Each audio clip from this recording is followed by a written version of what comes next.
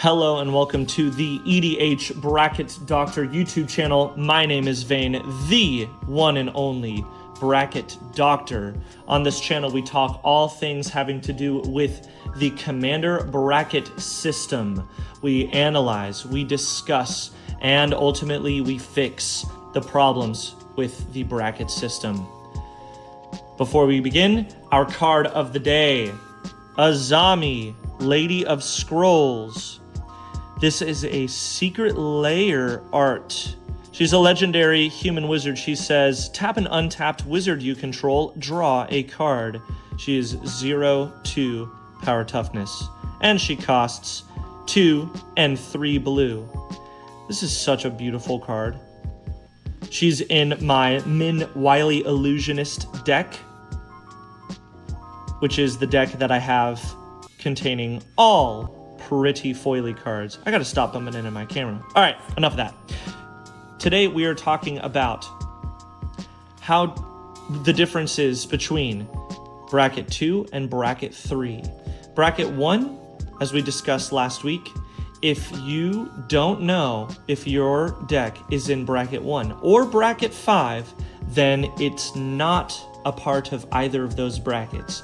They're the most intentional brackets that we have so far, because you have to choose to prioritize art for bracket 1, a theme. You have to prioritize the metagame for bracket 5, not whatever you want, what the competitive metagame demands. So bracket 2 is what they label your core bracket. I disagree with this because bracket 3 says it's the upgraded bracket. The majority of people play at a bracket 3. Go on to whatever YouTube channel you want. Go to your local game store. Ask what power level the decks are before you begin. And everyone is going to say bracket 3. Bracket 2 is the bracket where Magic, or I should say Wizards of the Coast, prints their precons. That they say that it is your average precon level of power. And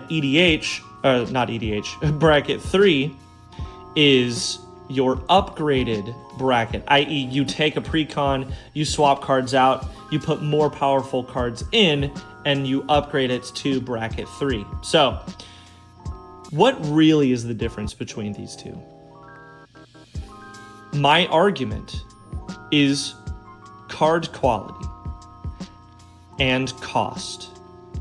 Whenever you YouTube precon upgrade, I don't know, think of the upcoming Final Fantasy commanders. Look up the Bant Counters commander. When you go to the Command Zone YouTube channel and you watch their precon upgrade videos, they all have a formula of upgrading precons for $50. They are one of the biggest Magic channels, and so very trusted, wonderful players, wonderful people. They are upgrading precons to a higher level of play, more consistent, more powerful. So they take out weaker cards, they put in more powerful cards, and they do it for $50 or less. That means money is involved. There are many people who will argue that cost is not the biggest part of the brackets.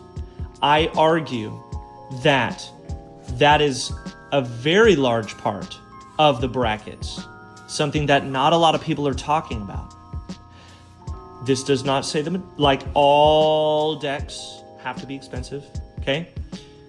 Because there are many, many powerful decks that you can build very budget friendly. $25, $30. There's a very popular YouTube channel that's the thumbnail says 70% win rate, $20, something like that, okay? Not all decks, that is not what I'm saying. But generally, and you use YouTube as your friend, go to these YouTube channels, look up precon upgrades, type in your favorite precon. All of them say upgrade precon for $20, 10 cards for $50, a $100 precon upgrade, now a $300 precon upgrade of the same deck. They're all upgrading for specific costs, because you move up a bracket when you have better card quality, and most of the time, better card quality is more expensive. If you hear that in the background, that'd be my gremlin dog fighting my other dog. So I'm gonna have to put a stop to that. Bracket 2 is going to be suboptimal card choice because of budget. Or perhaps you just wanted to buy a precon and play that and be done with it. Or you want a strategy and you love this card. Maybe you have 10 cards that you love, but they're not very powerful. And they're pretty expensive. Or inexpensive. They're pretty inexpensive because they've been power crept out of the more competitive brackets. Power creep means over time, as you continue in a card game, or really any game that has a continuous update to it, it will update, or more cards will be printed that will make you want to buy them. And how they get you to want to buy them is by printing something that is more powerful than the thing you already have. So typically it's over a long scale, 10 years, say. But these days, often, that time is getting much shorter. And power creep happens sometimes over the course of 1 year, maybe 2, maybe even just a few months. So, when your favorite cards get power crept out of the format, you move from maybe what was bracket 3. They were powerful, they were strong, more expensive, more desirable. And you're moving back into bracket 2, where things are a little bit weaker, suboptimal, because you didn't want to pay the extra money for the power crept cards or the more expensive cards to get you into that bracket 3. And the same thing could be said here about bracket 3 instead of bracket 4. Bracket 4 uses the most powerful cards to enable your strategy. So if you want to use the most powerful cards, you will spend the most money to put yourself into bracket 4. That's just how it is on the general. Because there are some, there's I think a pirate deck, for instance. You could build it for like, I don't know, $35. And it's a bracket 4, right? But we're talking generalities here, right? You have to treat the entire system instead of just the specifics here and there in order for the health of the entire game to function, right? To be good. Take it from the doctor. He knows how to fix things.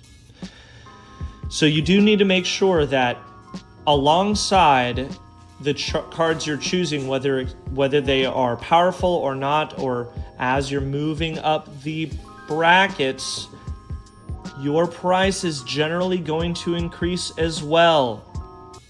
So if you are playing a good, solid $50 deck over here in bracket 2, and your friend says, I have a bracket 2, but it's $1,000, I would ask them, why is it $1,000? And I'm not talking about super old cards on the reserve list here that are really jank and stupid and bad. A few of us have those cards, but they're on the reserve list. They're not being printed. So the majority of us don't have those cards.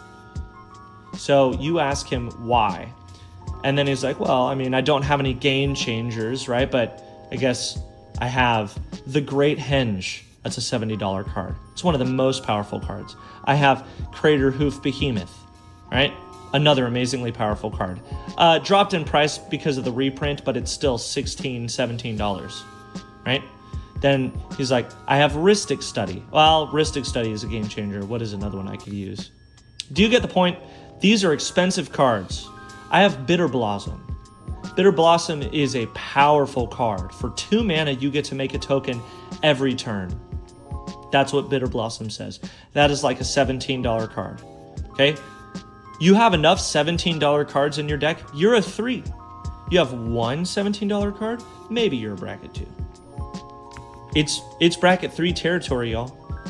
This is where your cards are costing 50 cents majorly. Maybe the dollar, the $2, the $3, and then 1 or 2 $5, right? Majorly here. So this episode is in defense of the fact that price plays a part. Argue with me in the comments. Support me in the comments. Because it is what I see, and it's what I see all over YouTube. It's what I see at my local game store, in my friend group. Test it for yourself. See if I'm making things up. That's the doctor signing out.